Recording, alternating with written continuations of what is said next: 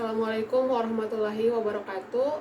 Perkenalkan saya Fatika Saktiana Mutia dengan NIM 1054211055318. Jadi di sini saya akan menjelaskan mengenai keterampilan anamnesis dan pemeriksaan fisik THT. Assalamualaikum Bu, silakan duduk. Perkenalkan saya dengan Dr. Fatika Saktiana Mutia yang bertugas di puskesmas ini. Saya akan menanyakan Ibu beberapa pertanyaan mengenai penyakit yang Ibu derita. Ibu nggak usah khawatir, saya akan menjamin dengan kerahasiaan ini akan dijaga dengan baik. Ibu memiliki hak untuk menolak pertanyaan-pertanyaan yang menurut Ibu tidak perlu dijawab. Apakah Ibu bersedia? Baik, kalau Ibu bersedia, siapa namanya Bu? Bu Visa ya. Umurnya berapa tahun Bu? 20 tahun ya. Alamatnya di mana Bu? Di Rupe ya Bu. Pekerjaannya apa Bu Visa? Mahasiswa ya. Oh, masih mahasiswa ya. Oke baik. Mbak Visa, keluhan utamanya ini apa Mbak? Sakit telinga ya. Oke, sakit telinganya di bagian mana Mbak Visa? Oh, di sebelah kiri ya. Oke baik. Sebelah kiri. Sejak kapan Mbak Visa? Sejak 2 hari yang lalu ya. Oke baik. Mbak Visa, apakah keluhan ini ada gejala yang menyertai? Ada demam ya. Oh, demamnya menggigil atau bagaimana Mbak Visa? Demam kadang menggigil ya. Oke baik. Demam sampai menggigil. Ini Bu Visa, apakah keluhan telinganya disertai ada sesuatu benda asing di dalam telinga atau ada keluar cairan Mbak Visa? Tidak ada ya. Apakah disertai dengan penurunan pendengaran Mbak Visa? Kadang-kadang ya disertai dengan penurunan pendengaran. Oke baik. Untuk Bu Visa, apakah Bu Visa pernah mendapatkan penyakit ini sebelumnya? Tidak ya. Apakah Bu Visa memiliki riwayat penyakit-penyakit kronik? Tidak ada ya. Oke baik. Bu Visa, apakah sebelumnya pernah berobat? Tidak ya. Ya baik. Bu Visa, apakah punya riwayat sering mengkorek-korek telinga atau bagaimana Bu Visa? Oh iya, sering mengkorek-korek telinga ya. Ada riwayat sering mengkorek-korek telinga. Oke baik. Apakah Mbak Visa ada alergi obat? Enggak ada ya. Oke. Baik. Saya ulangi ya Mbak Visa. Jadi ini ada namanya Mbak Visa, umur 20 tahun, alamat Rupe, pekerjaan mahasiswa, keluhan utama sakit telinga kiri sejak 2 hari yang lalu, menggigil. Kemudian Mbak Visa disertai dengan demam menggigil, maaf Mbak. Kemudian ada penurunan pendengaran, terus riwayat sering kebiasaan mengkorek-korek telinga dengan menggunakan cotton bud ya. Oke. Baik, selain itu tidak ada ya. Apakah ada yang perlu ditambahkan atau ada yang kurang untuk Mbak Visa? Oke, kalau tidak ada, jadi ini saya tulis di kertas resumenya mengenai diagnosis dan gejala-gejala yang Mbak Visa tadi katakan. Jadi ini adalah prosedur awal untuk lebih mengetahui diagnosisnya apa. Nah, di sini saya mencurigai Mbak Visa ada infeksi di bagian telinga tengah Mbak Visa. Namun untuk lebih menegakkan kecurigaan saya tersebut, saya harus melakukan pemeriksaan fisik ya Mbak Visa. Jadi nanti mungkin saya akan melihat bagian telinga Ibu yang sakit. Mungkin Ibu akan merasakan ketidaknyamanan, tapi saya akan berusaha untuk melakukan seprofesional mungkin ya. Baik, kalau apakah Ibu bersedia? Kalau Ibu bersedia, saya akan melakukan cuci tangan terlebih dahulu. Cuci tangan 6 langkah sesuai anjuran WHO. Nah, setelah itu saya akan memposisikan tempat duduk pasien dan tempat duduk pemeriksa. Nah, jadi di sini kita akan melakukan pemeriksaan pada bagian telinga kanan terlebih dahulu. Pertama itu kita melakukan inspeksi. Kita menggunakan lampu kepala untuk melihat telinganya. Mohon maaf, Mbak Visa. Jadi di sini kita menginspeksi bagian telinga apakah ada tanda-tanda trauma atau ada tanda-tanda luka. Setelah itu kita mempalpasi bagian depan telinga, bagian belakang telinga, kemudian menarik auricula apakah untuk menilai apakah ada nyeri atau tidak. Nah, setelah itu tidak lupa kita terlebih dahulu memeriksa keadaan umum pasien dan tanda-tanda vitalnya. Nah, untuk pemeriksaan fisis THT ini ada juga pemeriksaan otoskopi. Nah, karena otoskopi itu adalah level 2, maka di sini saya akan menjelaskan saja prosedur dari otoskopi tersebut. Untuk prosedurnya itu kita melakukan pemilihan pemilihan spekulum telinga yang sesuai atau yang tepat. Setelah itu kita memegang dan memposisikan telinga agar terlihat liang telinganya. Setelah itu kita menggunakan hand lamp untuk melihat liang telinga. Kita menilai struktur liang telinga. Setelah itu kita masukkan spekulum telinga itu ke dalam liang telinga. Nah, di situ kita menilai gendang telinga. Setelah itu keluarkan spekulumnya dan simpan ke tempat semula. Kemudian pemeriksaan hidung. Nah, untuk pemeriksaan hidung ini kita karena levelnya 2, maka saya akan menjelaskan prosedurnya. Untuk pemeriksaan hidung itu pertama kita melakukan inspeksi bagian daerah hidung, kemudian kita melakukan palpasi di daerah hidung dan di sekitar hidung untuk menilai sinus-sinus paranasal. Setelah itu ada namanya pemeriksaan rinoskopi anterior. Nah, untuk pemeriksaan ini yang pertama itu adalah melakukan pemilihan spekulum hidung yang tepat. Kemudian kita masukkan spekulum ke dalam lubang hidung. Kemudian kita arahkan hand lamp ke dalam rongga hidung. Setelah itu kita nilai struktur dalam rongga hidung dan kita menilai fenomena palatum mole. Setelah itu keluarkan dan simpan ke tempatnya semula. Selanjutnya adalah pemeriksaan rinoskopi posterior. Untuk pemeriksaan ini kita melakukan pemilihan cermin nasofaring yang tepat. Setelah itu pasien disuruh buka mulut. Setelah itu kita tekan lidahnya menggunakan spatel.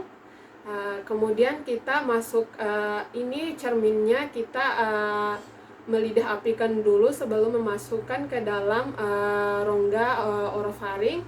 Setelah itu kita masukkan dan memposisikan cerminnya di dalam rongga orofaring. Kemudian kita nilai struktur nasofaring. Setelah itu kita keluarkan dan simpan ke tempat semula. Nah, setelah itu pemeriksaan ada namanya faringoskopi. Nah, untuk pemeriksaan ini kita menyuruh pasien membuka mulut, kemudian menekan lidahnya menggunakan spatel. Setelah itu kita nilai kafum oris dan rongga dan struktur dalam kafum oris. Kemudian menggunakan sarung tangan, kita memakai sarung tangan dan kita mempalpasi daerah kafum oris di daerah mukosa bukal dan dasar lidah. Kemudian kita di situ untuk menilai struktur dari kafum oris. Setelah itu ada pemeriksaan laring-faring, ada pemeriksaan laringoskopi indirect. Nah, untuk pemeriksaan ini kita melakukan pemilihan cermin laring yang tepat. Setelah itu pasien disuruh membuka mulut, kemudian dan menjulurkan lidahnya. Nah, kita memegang lidah pasien dengan menggunakan kasa steril. Pasien disuruh bernafas seperti biasa. Setelah itu kita cermin laring tadi kita setelah diapikan, kita masukkan ke dalam rongga mulut. Kemudian kita memposisikan sampai kelihatan daerah di dalamnya. Nah, di situ pasien juga disuruh menyebutkan huruf I agar kita dapat menilai plika vokalisnya. Nah, kalau pemeriksaannya sudah selesai, kita sudah menilai struktur di dalamnya, maka simpan kembali alat dan bahannya. Setelah itu ada namanya setelah pemeriksaan laringoskopi ini, kita melakukan pemeriksaan pendengaran. Nah, untuk pemeriksaan pendengaran ini kita akan melakukan tes bisik dan pemeriksaan menggunakan garpu tala. Nah, untuk tes bisik, saya akan melakukan tes bisik terlebih dahulu. Nah, untuk tes bisik ini kita edukasikan dulu kepada pasien. Mohon tahu Bu, jadi saya akan melakukan tes bisik, namanya tes bisik untuk menilai pendengaran Ibu. Nanti Ibu akan dan saya akan berdiri duduk di jarak sekitar 6 meter. Di situ saya akan membisikkan kata-kata di Ibu dan Ibu menyebutkan ulang kata-kata tersebut. Oke, baik Bu. Jadi saya dan pasien sudah berjarak 6 meter. Jadi, tutup dulu telinga kirinya Bu. Kemudian saya akan bisikan sesuatu ya. Oke, ulangi ya Bu yang saya bisikan. Kemudian kita bisikan di pasiennya, minimal pasien bisa mengulang dengan 18 kata yang kita sebutkan. Kemudian kalau pasien tidak mendengar dalam jarak 6 meter, maka kita maju 1 meter, berarti jarak kita dan pasien itu berada dalam jarak 5 meter. Setelah itu kita bisikan lagi kata-kata yang sama seperti yang tadi. Nah, untuk interpretasi tes bisik ini, misalnya pasien masih bisa mengulangi 8 kata, minimal 8 kata dari 10 kata yang kita sebutkan dalam jarak 6 meter, berarti pendengarannya masih normal.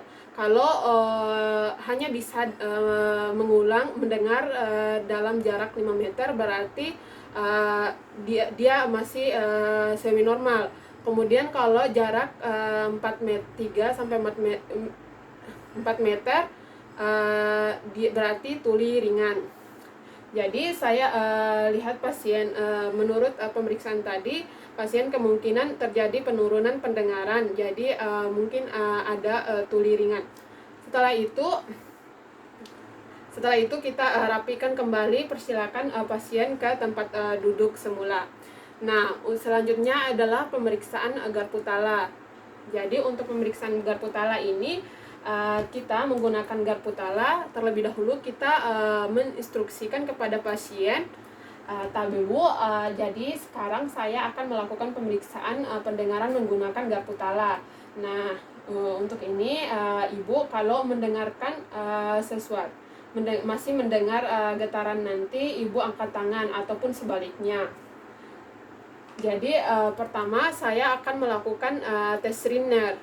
Nah, untuk tes Riner ini kita getarkan garpu talanya secara lembut, kemudian kita tempelkan ke belakang telinga pasien. Kemudian di depan telinga pasien diinstruksikan untuk mengangkat tangan apabila tidak mendengar atau sebaliknya. Setelah itu tes Rinernya pada pasiennya itu positif, negatif. Kemudian selanjutnya adalah tes Weber. Nah, untuk tes Weber ini kita melakukan menekan menggetarkan garpu talanya, kemudian sama seperti tes Riner tadi. Jadi di sini kita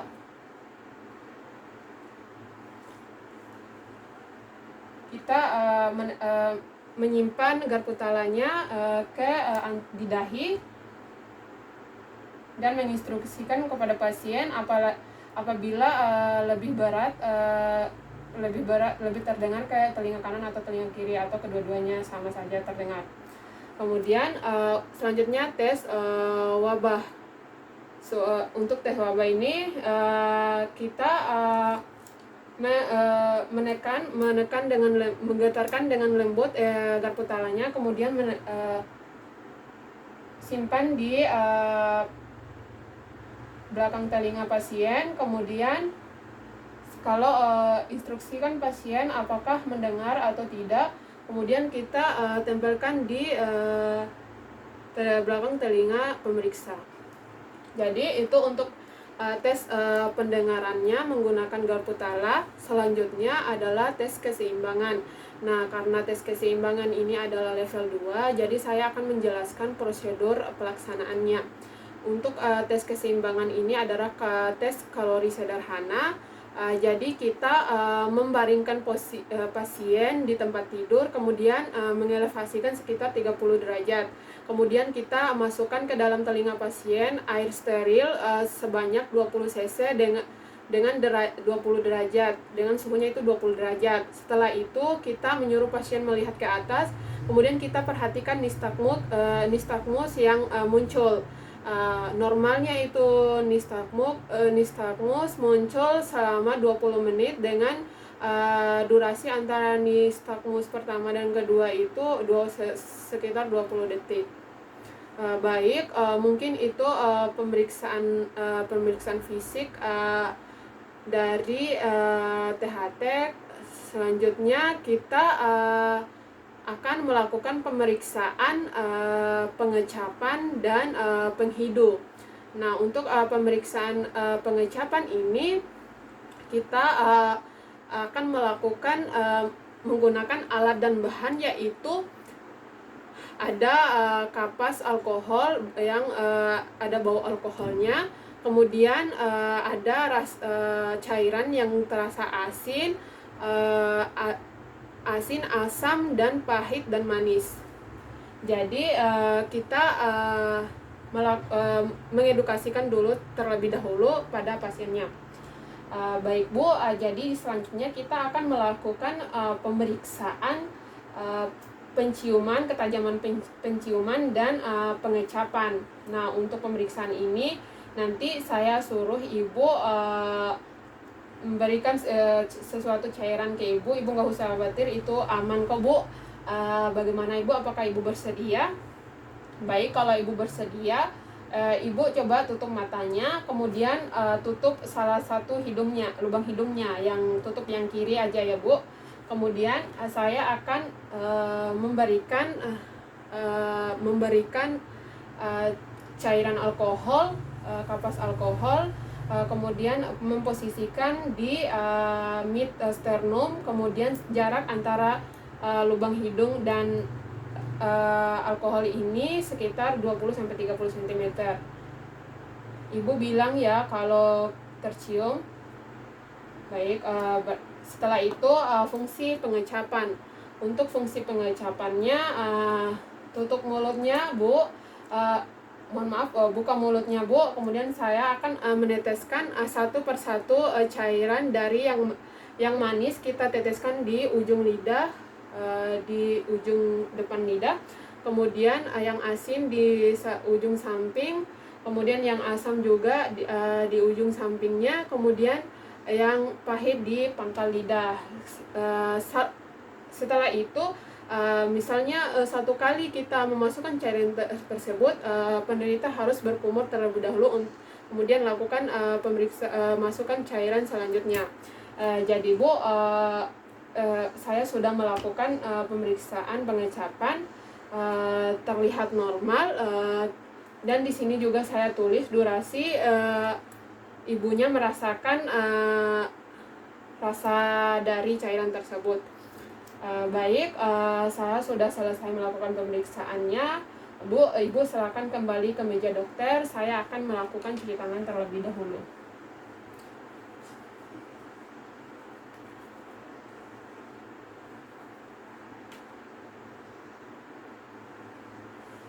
Baik, untuk Ibu, saya sudah melakukan pemeriksaan fisik tadi. Kalau tidak, saya akan kasih Ibu obat. Kalau tidak ada perubahan, maka akan dirujuk ke tempat ke dokter yang lebih ahli ya Bu. Baik, terima kasih. Semoga cepat sembuh. Assalamualaikum warahmatullahi wabarakatuh.